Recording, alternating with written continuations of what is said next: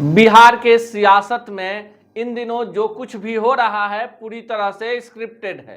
किसी का विरोध, किसी का समर्थन, जातीय उन्माद, आपको लगता होगा कि यह स्वतः स्फूर्त है, तो ऐसा नहीं है। इसकी स्क्रिप्ट कोई बैठकर लिख रहा है, लड़वा रहा है और सियासत में फायदा उठाने की एक बड़ी तैयारी में लगा हुआ है। नमस्कार, मेरा नाम अनूप नारायण सिंह है और आप बिहार टॉक के डिजिटल प्लेटफॉर्म को देख रहे हैं। बीच मझधार में नाव है और हाथ से छूट चुकी पतवार है।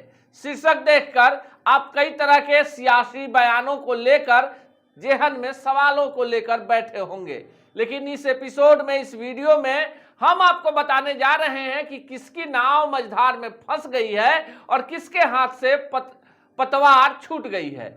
आज हम उन कुछ चर्चित चेहरों की चर्चा करते हैं जिनके इशारे पर बिहार की राजनीति एक नई दशा और दिशा की तरफ मुड़ती थी, लेकिन उनके निधन के बाद, उनके राजनीतिक रूप से कमजोर होने के बाद उनके परिजनों को लोकसभा और विधानसभा के एक एक टिकट के लिए तरसना पड़ रहा है। सबसे पहले हम चर्चा करते हैं उत्तर बिहार के उस राजनेता की जिसकी चलती इतनी कि जिधर काफिला निकल जाता था उधर वोट बैंक उसके पीछे खड़ा होता था। नाम ही काफी था, शहाबुद्दीन। एक अल्पसंख्यक चेहरा, जीरादेई से विधायक के रूप में अपने राजनीतिक करियर की शुरुआत करने वाले मोहम्मद शहाबुद्दीन सिवान से लगातार सांसद रहे, कई मामलों में आरोपित हुए।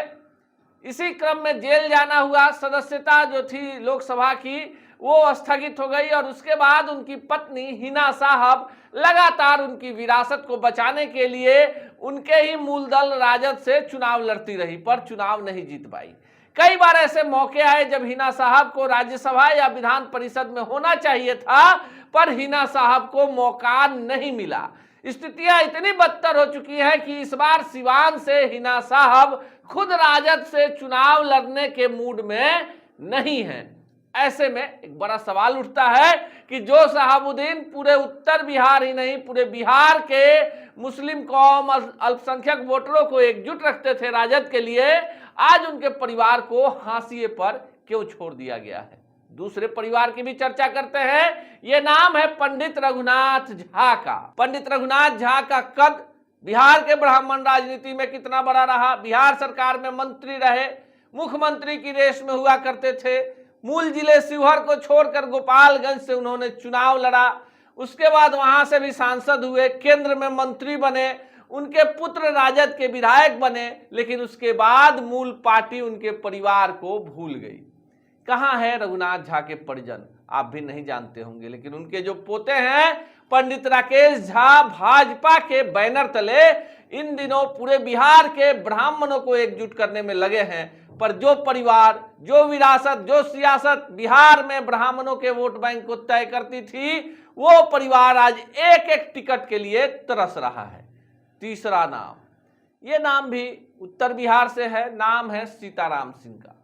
सीताराम सिंह सांसद रहे, सीताराम सिंह बिहार सरकार में मंत्री रहे, लगातार अपने विधानसभा से चुनाव जीतते रहे, लालू के करीबी रहे, राजद में ही रहे, लेकिन उनके निधन के बाद परिस्थितियां ऐसी बदली कि उनकी विरासत संभाले बड़े पुत्र राणा रणधीर सिंह ने भाजपा का दामन थामा, विधायक बने, पिछली सरकार में मंत्री रहे, सहकारिता विभाग के, इस बार भी विधायक हैं।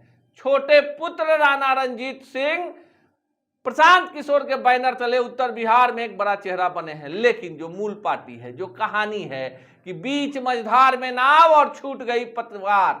जो नाव होता है वो नाव कई लोगों के सहयोग से बनता है, लेकिन पतवार जब हाथ से छूट जाए तो फिर वो नाव किनारे नहीं जाती है। सीताराम सिंह के परिवार का उदाहरण इसलिए कि राजद ने सीताराम सिंह के परिवार को भी भुला दिया। इसके बाद एक और बड़ा नाम रघुवंश प्रसाद सिंह का, सुना ही होगा। वैशाली से सांसद थे, केंद्रीय ग्रामीण कल्याण विभाग के मंत्री थे, ग्रामीण विकास मंत्री थे।